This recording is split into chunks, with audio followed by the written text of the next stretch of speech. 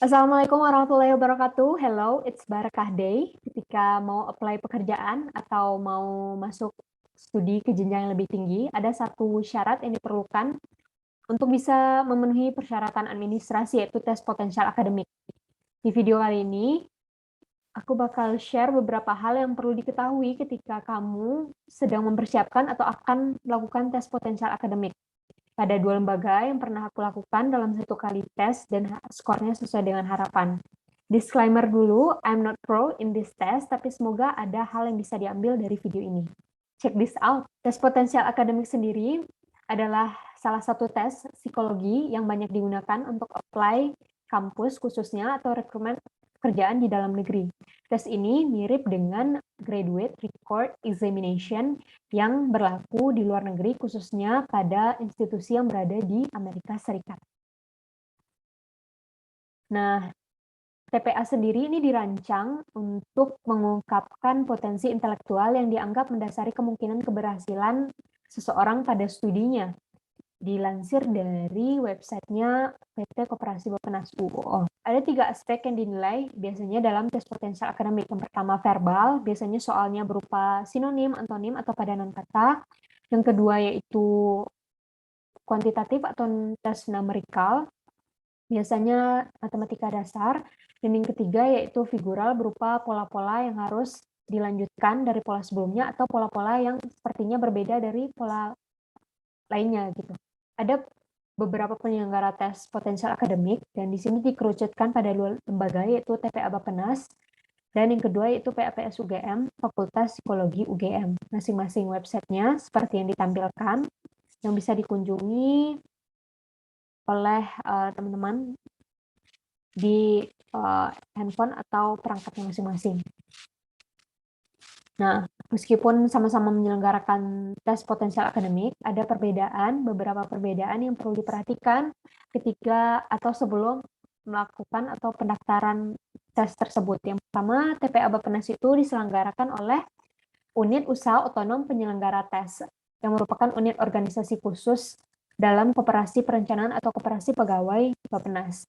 Sedangkan PAPS UGM ini diselenggarakan oleh Unit Pengembangan Alat Psikodiagnostika, Fakultas Psikologi Universitas Gadjah Mada. Aspek penilaiannya ini sama, kemampuan verbal, numerik, dan penalaran. Dan biaya tesnya cukup berbeda. Yang pertama itu dari Bappenas, TPA Bappenas itu sekarang per Januari 2022, online tes, biayanya itu Rp495.000. Dan ini biaya di luar biaya lainnya seperti biaya pengiriman sertifikat atau biaya lainnya yang bakal tercantum ketika kamu mendaftar tes TPA secara online di websitenya. Dan yang kedua, PAPS UGM ini online tesnya baru naik per Januari 2022. Di websitenya itu tertera Rp300.000. Nah, masa berlakunya juga berbeda, Bappenas itu 2 tahun dan PAPS 6 bulan. Keluasan penggunaan lebih luas Bappenas daripada PAPS UGM, dan ini juga Bappenas ini juga sering digunakan sebagai alat seleksi penerima pegawai baru, mutasi atau promosi jabatan atau departemen yang biasanya lingkungan pemerintahan. Nah, ketika udah tahu penyelenggara tes potensial akademik itu siapa aja, khususnya di sini Bappenas dan PAPS UGM, udah apply, udah daftar, kita juga perlu tahu gimana sih cara menghadapi atau sedikit hal yang perlu diketahui untuk menghadapi tes potensial akademik. Yang pertama, sebelum hari H dulu, yang harus diketahui kita harus latihan dulu. Right and good practice dulu gitu. Latihan di sini bisa gunain buku. Aku tidak merekomendasikan buku apa-apa di sini karena itu bisa dicari di toko buku atau toko belanja online. Atau jika tidak menggunakan buku juga bisa menggunakan website-website yang juga tercantum di sana tes-tes TPA dan kunci jawabannya untuk mengoreksi apakah kita benar atau salah, atau platform online lain seperti YouTube untuk belajar potensial akademik. Di sini kita bukan biar tahu soalnya dan harapannya soal itu bakal muncul persis di tes kita, bukan seperti itu karena itu sangat jarang ya. Di sini kita gunanya latihan itu buat tahu pola tes verbal kayak gimana, tes numerikal kayak gimana, atau tes penalaran kayak gimana. Dan kita juga bisa tahu waktu kita mengerjakan tes itu harus kayak gimana, karena setiap tes itu paling dikerjakan itu dalam beberapa menit. Yang sering kita praktis, juga waktu untuk mengerjakan setiap soal itu juga bisa kita kendalikan gitu. Yang kedua, kita perlu ketahui prosedur detail tes agar tidak terdistraksi dengan kendala teknis. Jadi apalagi sekarang itu tesnya online, harus dibaca betul-betul seperti apa penyelenggara minta kita melengkapi sistem operasi dan sebagainya agar kendala teknis ini tidak terjadi ketika hari H. Contohnya, pada TPL Penas itu memerlukan papan kecil, harus seperti persyaratan wajib harus punya papan kecil. Yang ditunjukkan di websitenya ada sebuah gambar yang bisa dilihat di websitenya.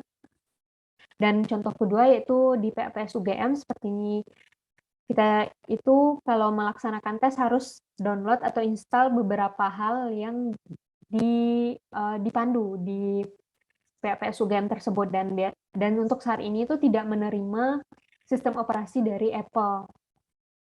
Dan itu perlu diketahui sebelum tes gitu. Dan yang ketiga, belajar time management, tidak terlalu lama berpikir dari satu soal. Ini relate dengan yang pertama itu latihan tadi. Jadi ketika kita bingung atau tidak tahu jawaban pada satu soal tertentu, harapannya tidak berlama-lama di soal itu, karena biasanya satu soal itu 1-2 menitan waktu estimasi waktunya. Jadi ketika nggak tahu ya skip aja langsung ke soal-soal berikutnya, atau kita langsung tandai jawaban yang kita nggak benar. Dan ketika kita ragu, biasanya itu ada opsi ragu. Contohnya di PPS UGM itu ada opsi ketika kita ragu, kita tinggal pilih menu yang ragu tersebut, doubt itu, tinggal kita balik lagi ketika waktu itu masih ada. Nah, yang keempat yaitu istirahat yang cukup sebelum hari H untuk menjaga fokus. Jadi kita udah latihan, ketika H-1 ya istirahat aja lagi gitu, tidak latihan lagi atau mikir kemana-mana atau melakukan berbagai hal yang membuat kita begadang atau tidur lambat, karena itu dapat mengganggu fokus. Kita melaksanakan tes yang waktunya lebih dari 1 jam yang memerlukan fokus, sehingga jangan sampai latihan atau hal-hal yang telah kita investasikan sebelumnya itu menjadi sia-sia ketika hari H kita buyar gitu.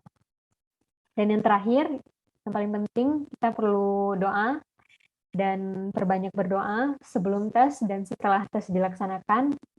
Setelah semua diikhtiarkan, serahkan pada Yang Maha Kuasa dan tunggu hasilnya. Semoga hasilnya memuaskan sesuai dengan apa yang telah diikhtiarkan.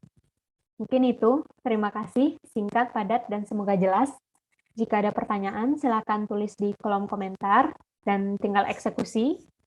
Sampai jumpa di video selanjutnya. Wassalamualaikum warahmatullahi wabarakatuh.